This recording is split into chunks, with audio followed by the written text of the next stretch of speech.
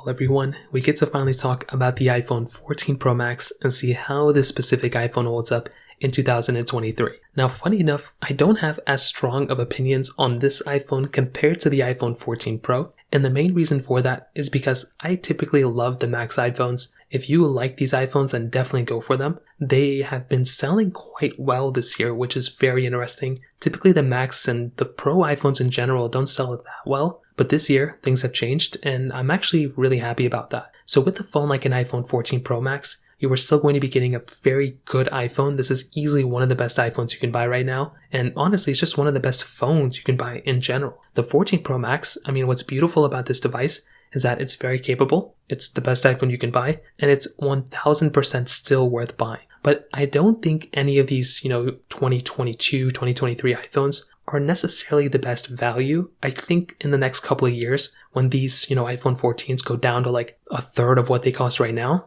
then I think these iPhones will be amazing deals for sure. We're seeing that right now with the 13 Pro and 13 Pro Max, but I don't know. I think, like I said yesterday about the 14 Pro review, I think with the removal of the eSIM, that kind of threw a lot of people off, including myself. It's the removal of the SIM, not the eSIM. And I made this comparison yesterday.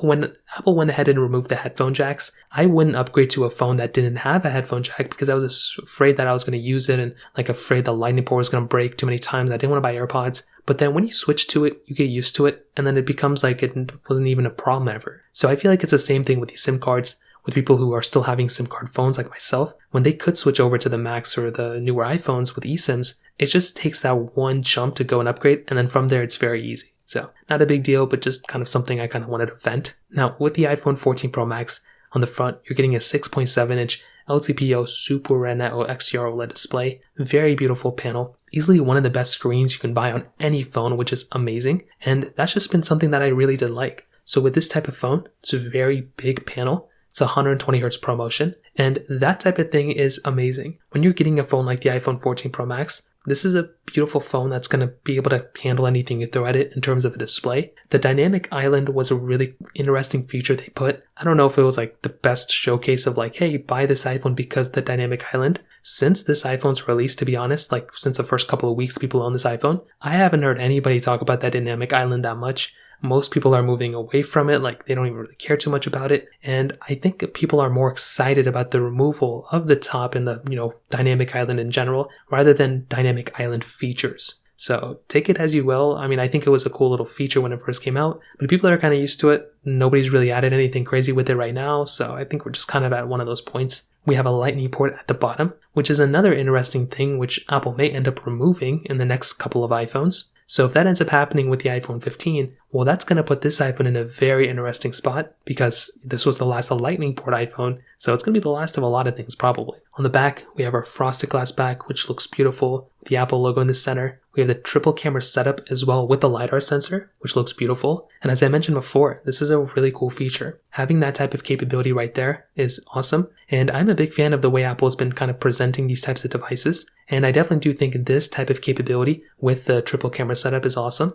I hope they end up doing some improvements in the future, but we'll talk about the cameras in a second. This iPhone has IP certification. It has pretty much everything, the MagSafe capability, wireless charging. The only thing it's kind of missing is probably reverse wireless charging that we have in the Galaxy and Pixels, but beyond that, it's still a phone that holds up very well. Still a very expensive phone, and there's definitely some things I wish Apple would have added, like reverse wireless charging, like a USB-C port, but those things may end up coming with the next iPhone. Now on the camera side of things, this iPhone, like I said, triple camera setup, 48 megapixel wide-angle lens, 12 megapixel telephoto lens, then a 12 megapixel ultra-wide camera, and it also has a 12 megapixel front-facing wide-angle camera as well. Now, the thing with this camera is that it's a beautiful camera, 4K 60 on the front and the back. You do have cinematic mode, you have a couple of cool improvements here and there from the last iPhone, but it was a very small upgrade from the previous iPhone in pretty much all fronts, but especially in the camera. I think this camera got a little bit of an upgrade here and there, but it's really not a big massive upgrade that some people may want you to think. It's a good camera for sure. However, my issue with this camera in general is that it's been the same thing for the last 5 or 6 iPhones. Since the iPhone 11 Pro, it doesn't really seem like they've done anything crazy. Definitely the quality has gotten better, but they've really only added a few major features,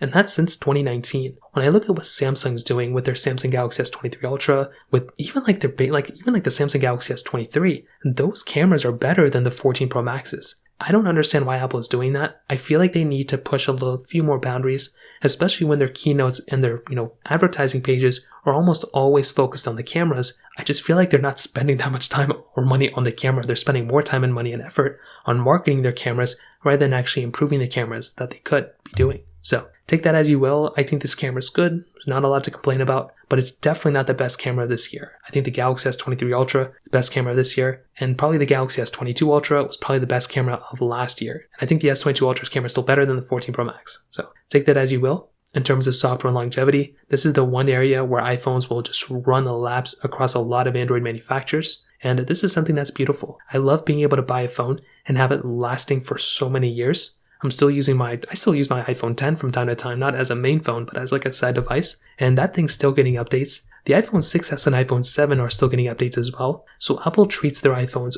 very, very well with software updates, with improvements, things like that. So that's a beautiful thing you're getting with this device as well. So that also gets a thumbs up for me for sure. Now, in terms of the performance side, we are getting that Apple A16 Bionic chip inside of it with 6 gigabytes of RAM. So with this type of phone, it's a very good performing phone for the most part. I like this phone a lot. It's the fastest iPhone you can probably buy. And this thing, as well as the iPhone 14 Pro, I think are the only devices that have the A16 Bionic chip inside of it. I think that's right. I could be wrong. But come until the iPhone 15s come out, we're probably going to see an improvement to the A16 as well as the A17 chip coming out for the iPhone 15 Pros. So I think this iPhone still fits in a really good spot. I think it's very good in terms of the performance side. There's not a lot to complain about here. I think, it's still a good phone. If I could complain about something, it would probably be the, exterior, the small improvements there. But this is not one area to complain about. It's a very fast phone. Whatever you throw at it, it's going to be able to do. I've demonstrated this time and time again on my other channel with Genshin Impact gameplay, with Call of Duty Mobile gameplay. Basically anything you do, you can do it here. Is it faster than an S23 Ultra? Probably not, but it's still a very good phone. It's much smoother than a lot of its competition. It also has the biggest size battery, I think, on any iPhone, 4,323 milliamp hours. Massive size battery. That is one of the biggest assets here, and probably one of the biggest reasons to buy a device like this for sure. So I'm a massive fan of it. And to kind of wrap up my whole entire opinion on this phone, I do think a phone like the iPhone 14 Pro Max is easily one of the best phones you can buy now, but I don't think it's the best priced iPhone. If you have all the money in the world, then buy it. It's an amazing device. It's going to last you for a very long time. There's not a lot to complain about. But with a phone like the iPhone 13 Pro Max that came out a year before this thing, it is like 90% similar to this iPhone, and I would probably recommend just buying that for like $700. Than buying this one for $1,099. So I feel like definitely with an iPhone 13 Pro Max, you're just getting such a good phone from that I wouldn't even upgrade from a 13 Pro Max to the 14 Pro Max. But if you could save some money, you could go from a 14 Pro Max to a 13 Pro Max and save some money that way. So ultimately, I think that's kind of how I feel. I think the iPhone 14 Pro Max is an amazing phone. It's clearly still worth buying, but I just have a few works with it here and there that I think Apple should fix before they go ahead and release and announce their iPhone 15s. So that pretty much covers it up there. If you have any other thoughts or questions, let me know in the comment section below. Hit the like button, that would mean so much, but definitely hit that subscribe button. More importantly than everything else, I love every single one of you guys. Hopefully I'll catch you guys in the next video. Peace out till then.